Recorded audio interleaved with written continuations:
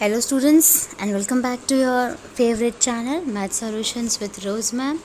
और आज की क्लास में हम करने जा रहे हैं क्लास 8 की सामाजिक विज्ञान की वर्कशीट नंबर 10 जिसकी डेट है 25 अगस्त 2021। और जो हमारा पार्ट हम कंटिन्यू कर रहे हैं वो पार्ट 2 है, व्यापार से साम्राज्य तक। तो चलिए वर्कशीट शुरू करने से पहले बच्चों, अगर अभी तक आप लोगों ने चैनल को सब्सक्राइब नहीं किया है और कुछ बच्चे हैं जो चैनल पे नए हैं तो प्लीज़ आप चैनल को सब्सक्राइब कर दीजिए और बेल आइकन को भी प्रेस कर दीजिए। चलिए स्टार्ट करते हैं वर्कशीट। कंपनी की फ़ौज। अंग्रेज़ अपनी सेना को सिपाही आर्मी कहते थे, जहाँ मुग़ल फ़ौज मुख्य रूप से घुड़सवार और पैदल सेना थी, जिन्हें तीर अंदाज़ी और तलवारबाजी का प्रशिक्षण दिया जाता था। वहीं ब्रिटिश सेना में सिपाही मास्केट, जो कि पैदल सैनिकों के द्वारा इस्तेमाल की जाने वाली भारी बंदूक जिसको मास्केट कहा जाता है, और मैचलॉक, बारूद को माचिस से चिंगारी देने वाली बंदूक से लैस होते थे। दोनों फ़ौजों के बीच मुख्यतः ये अंतर थे। तो मुग़ल फ़ौज और ब्रिटिश ईस्ट इंडिया कंपनी की जो फ़ौज है उनके दोनों अंतर हम पढ़ लेते हैं। तो पहला है इनका, मुख्य रूप से सवार प्रशिक्षित घुड़सवार और पैदल सैनिक होते थे, और इसके अधिकतर पैदल सेना। फिर इसका मुग़ल फ़ौज का सवारों का दबदबा होता था और पैदल सैनिक कम होते थे, और ब्रिटिश ईस्ट इंडिया कंपनी की फ़ौज जो है इसमें सवारों की संख्या कम होती थी और पैदल सैनिक अधिक होते थे।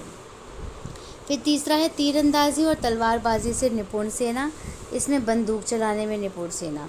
मुग़ल फ़ौज विशाल पेशेवर प्रशिक्षित सेना नहीं होती थी। आवश्यकता पड़ने पर ग्रामीण सशस्त्र किसान भी सैनिक माने जाते थे। और इधर ईस्ट इंडिया कंपनी की जो फ़ौज थी वो थी सिपाहियों को यूरोपीय ढंग का अभ्यास और अनुशासन, पेशेवर और प्रशिक्षित सेना। इसके आगे हम इसमें रीड कर लेते हैं।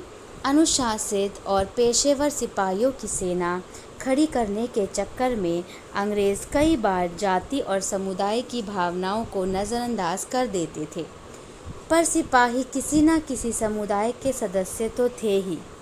अपने जीवन और अपनी पहचान के एहसास में आने वाले बदलाव को सिपाहियों ने किस रूप में देखा, यह 1857 के विद्रोह में स्पष्ट झलकता है। व्यापार से साम्राज्य तक नामक इस पाठ के सारांश के रूप में हम कह सकते हैं कि ईस्ट इंडिया कंपनी एक व्यापारिक कंपनी से बढ़ते बढ़ते एक भौगोलिक उपनिवेशक शक्ति बन गई। 19वीं सदी की शुरुआत में नई भाप तकनीक के आने से यह प्रक्रिया और तेज़ हुई। तब तक समुद्र मार्ग से भारत पहुंचने में 6 से 8 महीने का समय लगता था। अब केवल 3 हफ्तों में जहाज़ की यात्रा से भारत पहुंचा जा सकता था। अतः ज़्यादा से ज़्यादा अंग्रेज़ और उनके परिवार भारत जैसे दूर देश में आने लग गए, क्योंकि 3 हफ्तों में ही जहाज़ से यात्रा की जा सकती थी आसानी से, क्योंकि पहले तो समुद्र मार्ग से आते थे तो 6 से ज़्यादा 8 महीने लग जाते थे। 1857 तक भारतीय उपमहाद्वीप के 63 भूभाग और 78 आबादी पर कंपनी का सीधा शासन स्थापित हो चुका था। देश के शेष भाग और आबादी पर कंपनी का अप्रत्यक्ष प्रभाव था। सरकार व्यावहारिक स्तर पर इस पूरे भारत को अपने नियंत्रण में ले चुकी थी। तो ये थी हमारी वर्कशीट, जिसमें कि हमने इसमें जो ये आपको एक पैराग्राफ दिया हुआ है आपकी बुक का पार्ट व्यापार से साम्राज्य तक का, उसको हमने पढ़ा। अब यहाँ पे 3 क्वेश्चन दिए हुए हैं, ये रहा पहला, दूसरा, तीसरा। इसके आंसर्स जो हैं वो हम इस वर्कशीट में ढूंढ लेते हैं। पहला क्वेश्चन है, मुग़ल फ़ौज और ब्रिटिश ईस्ट इंडिया कंपनी की फ़ौज में कोई 2 अंतर लिखिए। तो अभी हमने बच्चों यहाँ पर अंतर पढ़ा था, तो इस अंतर में से आपको कोई भी 2 अंतर जो आपको इजी लगते हैं, जिसको आपको इजीली याद कर सकते हो, आप वो लिख सकते हो। जैसे आपने पहला ये लिख लिया, मुख्य रूप से सवार, तो सेम यहाँ पे ये सेम लिखना है। उसके बाद सवारों का दबदबा वाला, पैदल सैनिक कम, और इधर सवारों की कम संख्या और पैदल सैनिक अधिक। तो ये आपको जो है 2 लिखने हैं।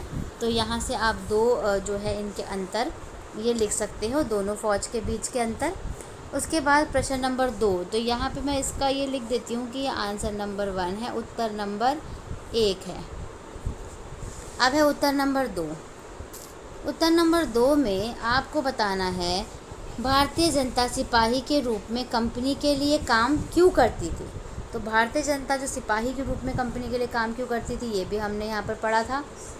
क्यों करती थी ये देखिए यहाँ पे, अनुशासित और पेशेवर सिपाहियों की सेना खड़ी करने के चक्कर में अंग्रेज कई बार जाति और समुदाय की भावनाओं को नज़रअंदाज कर देते थे, पर सिपाही किसी न किसी समुदाय के तो सदस्य थे ही, इसलिए अपने जीवन और अपनी पहचान के एहसास में आने वाले बदलाव को सिपाहियों ने किस रूप में देखा, यह 1857 के विद्रोह में स्पष्ट झलकता है। ये है आपका उत्तर नंबर 2। क्योंकि वो जो आपके सिपाही हैं वो किसी न किसी समुदाय से तो संबंध रखते ही थे, उनके सदस्य थे, तो वो अपने जीवन और अपनी पहचान के एहसास में वो कंपनी के लिए सेनापति के रूप में, सिपाहियों के रूप में काम करते थे। तो ये है आपका उत्तर नंबर 2। अब हम प्रश्न नंबर 3 देख लेते हैं। प्रश्न नंबर 3 क्या है? प्रश्न नंबर 3 है मास्केट और मैच लॉक क्या थे। तो यहाँ पे इसका आंसर सबसे स्टार्टिंग में हमने पढ़ा था कि जो मास्केट है वो है ये पैदल सैनिकों के द्वारा इस्तेमाल की जाने वाली भारी बंदूक, और जो मैच लॉक है वो बारूद को माचिस से चिंगारी देने वाली बंदूक। ये है आपका उत्तर नंबर 3।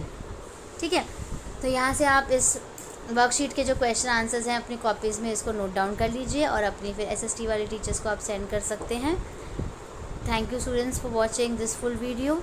फिर मिलेंगे नई वीडियो में नई वर्कशीट के साथ। अगर आपको वीडियो पसंद आया तो प्लीज़ वीडियो को लाइक ज़रूर कर दीजिए और चैनल को सब्सक्राइब ज़रूर कर दीजिए। Thank you students once again.